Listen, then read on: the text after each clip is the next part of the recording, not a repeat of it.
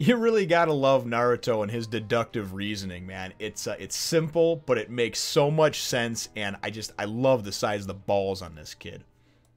Naruto number 48. The target is Man, it's so fun. Well, hello, my brothers and sisters of the Nerd Nation. I, as always, am Jim, here to bring you another review on the awesome and adventure-filled thriller moment, wisecracking one-liner tale of Naruto.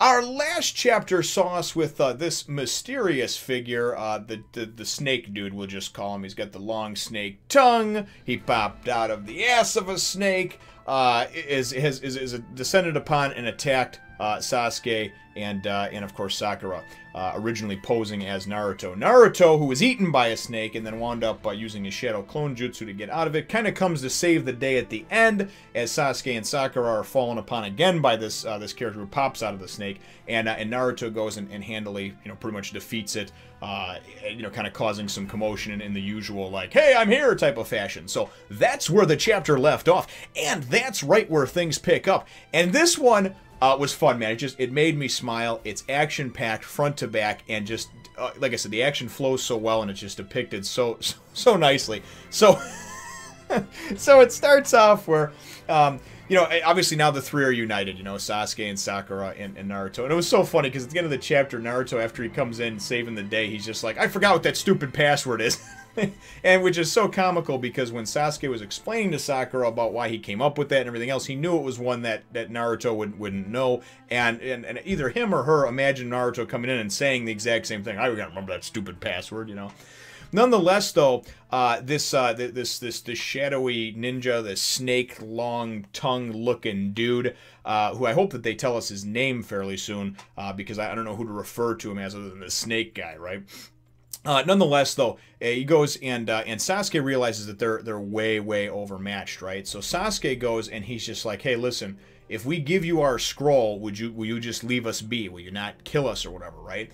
And Naruto's kind of jumping around, getting ready to attack, and he's like, what the hell, So he winds up, as Sasuke throws the scroll, Naruto goes and intercepts it and grabs it, and he's like, what the hell? And I mean, then he just runs through and just fucking, boom, just tackles, right? Anybody who's ever been blindside tackled, playing football, playing just snow tackle football, got into a fight, whatever, that shit just knocks the wind out of you, right? And I mean, he just, boom, just blindside tackles Sasuke. And he's like, what the hell was that for? And Naruto is like, yeah, you're not the real Sasuke. And he's like, what are you talking about? I'm me. That's bull. And Naruto goes, I can't remember the password, to actually be able to do that part of it, but you're not Sasuke, because Sasuke wouldn't run. He's not a bitch. He doesn't say that, but he says, Sasuke's not weak. He's not a chicken. He wouldn't run, And he's like, but I am Sasuke. And he's like, and if you are Sasuke, you should be smart enough to realize that there's no guarantee this dude will let us live even if we give him the scroll, right? So then I would just say, hey, if you are the real Sasuke,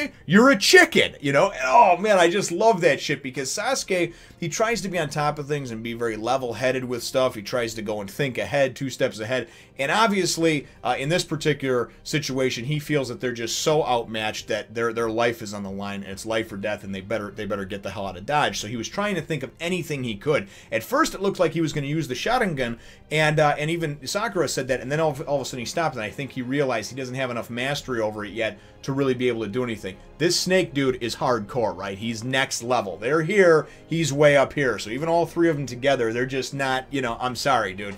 It's, it's like me going toe-to-toe with, like, the Hulk, you know what I mean? Hulk smash got more power than me. I don't care how angry I am, dude's superhuman. And that's kind of what they're trying to show. The power levels are just way off.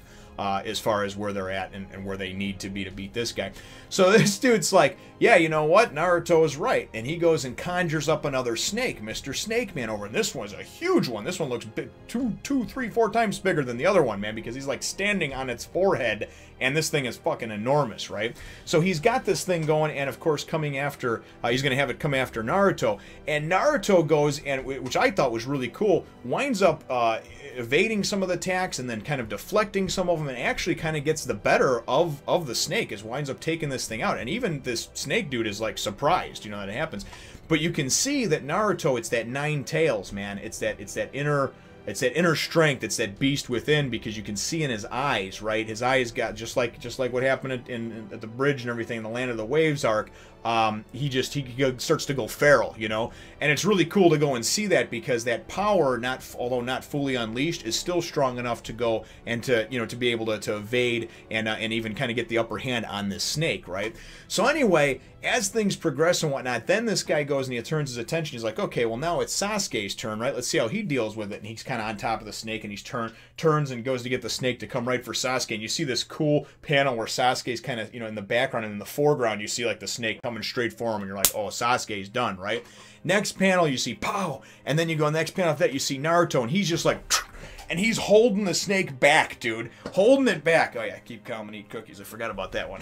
Just keep calm and eat cookies. It'll be fine. Don't worry about the snake, man. So Naruto is going and holding this thing back, and I mean, like I said, the power that he has within is so great because of the fact that he can do this. At this point, it's the tip of the iceberg. He has no idea, I think, what type of power he has within, and once he can learn to control it and unleash it, but not fully unleash it, you know, because we don't want him to go bad shit crazy, and we don't want the big nine-tailed fox demon to come out his ass and destroy the world.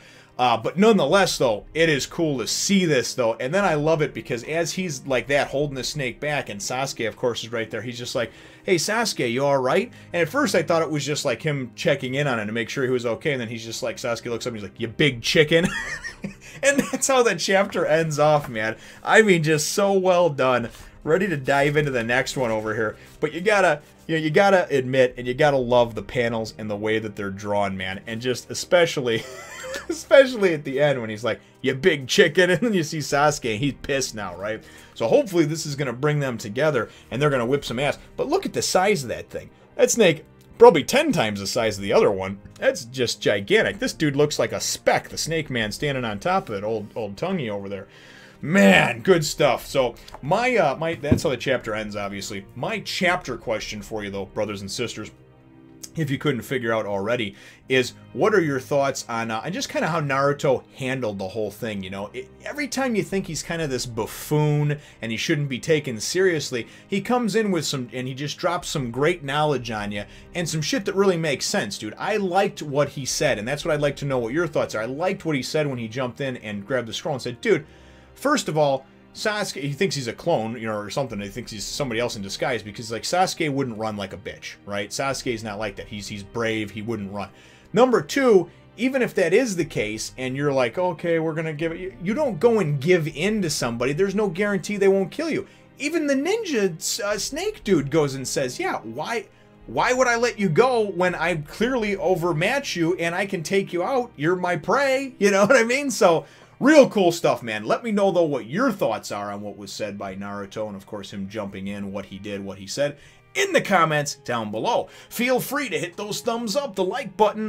Like as if there's multiple ones, I put a couple of them up, but I definitely appreciate it when you do that. If you think that I deserve it, feel free to hit the thumbs up and the like button. It helps spread things around. It helps other people see, you know, some of the videos and things like that, to see what we're doing here in the nation, and obviously to bring others into the nation and kind of get others on board and just make them aware of, hey, this is what's going on. There's this crazy fucker that's going and doing some of these series. These guys, he's reviewing them from the beginning, and he has no clue what's going on. He's new to manga and anime. He's a weirdo. And sometimes he wears shirts and he makes all these faces and he's got these crazy one-liners and he's old as shit. I have no idea what's going on, you know? And I love, too, when people are like, yeah, well, Naruto is, it's clearly a tale for, like, that should be enjoyed by preteen and teens, and I don't know how a man could enjoy it, you know? Well, maybe I got a childlike mentality, or maybe I just really like the kind of the sense of, like, wonderment and fun and adventure, and I like a cleverly woven, clearly depicted tale that has, you know, wonderful action and great characters, and certainly just you know, the artwork as well is very good and is amazing, at least in this series. So nonetheless, though, like I say, hit thumbs up, like button, subscribe if you have not done so already, and then of course we'll look forward to catching all of you in the next one, nation. Come check out my other channel as well as my Facebook, my Twitter, and even my Instagram.